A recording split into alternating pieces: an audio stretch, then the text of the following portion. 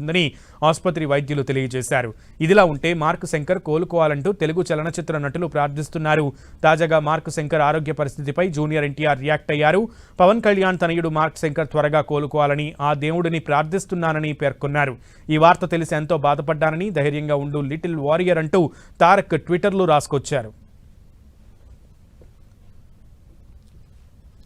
Right, మొత్తానికి critical care అంటే అత్యవసర చికిత్స విభాగం నుంచి జనరల్ వార్డుకి వైద్యులు తరలించినట్లుగా తెలుస్తోంది. కానీ ఊపిరితిత్తులకు సంబంధించి ఇంకా వైద్య పరీక్షలు అయితే చేస్తున్నారు వైద్యులు. పూర్తి సమాచారం మా ప్రతినిధి దుర్గాని అడిగి తెలుసుకుందాం. దుర్గా, ప్రజెంట్ జనరల్ వార్డుకి తరలించినప్పటికీ కూడా ఊపిరితిత్తుల్లో పొగ ఉన్నటువంటి కారణంగా భవిష్యత్తులో ఆరోగ్యపరమైనటువంటి సమస్యలు తలెత్తేటువంటి యోచనలు వచ్చే అవకాశం ఉందా అనేటువంటి యోచనలో పరీక్షలు చేస్తున్నట్లుగా తెలుస్తోంది. దుర్గా, అప్డేట్స్ ఏంటి?